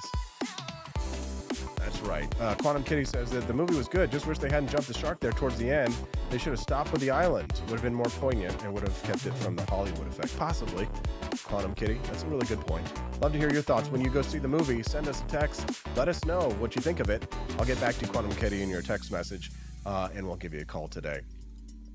Don't forget to visit my website, apforlibertyshop.com. Let me throw it up there real quick. If you like the shirt that I'm wearing today, All Gun Laws Are an Infringement, you can get this shirt at apforlibertyshop.com. I got to run, but here's my question for you. Will you try a bag of Founding Flavors coffee from apforlibertyshop.com? Just do me a favor. Head over to apforlibertyshop.com today. Get yourself at least one bag of Founding Flavors. Now, here's the deal. If you want to buy more than one, there's a bundles page on the website, right underneath the Founding Flavors coffee page. Go to the bundles page. If you buy more than one, the discount adds up the more coffee you buy. And if you like it and you try it, get a monthly, 2-month, 3-month subscription to the coffee. Spend your money where you know that your principles will be defended. When you buy Founding Flavors coffee, you're buying woke-free coffee, certified pro-America, pro-freedom, pro-economic liberty, pro-social liberty. The Wake Up America show brought to you by your coffee purchases. So, have a sip of Joe. Visit apforlibertyshop.com. Get yourself a delicious Adams Patriotic Perk, Washington's Revolutionary Roast, or Franklin's Electric Elixir. And we'll see you tomorrow on the Wake Up America show at wakeupAmericaShow.com. Bye, guys.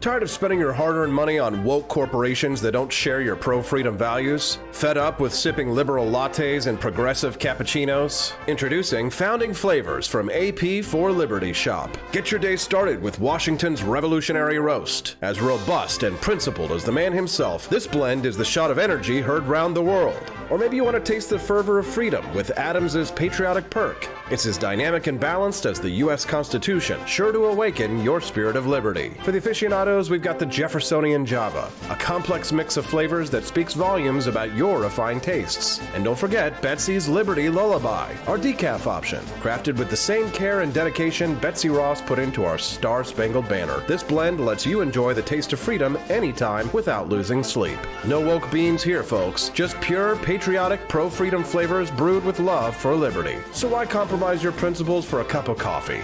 Stand up for your values, perk up your patriotism, and start your day the American way. Get your Founding Flavors at apforlibertyshop.com.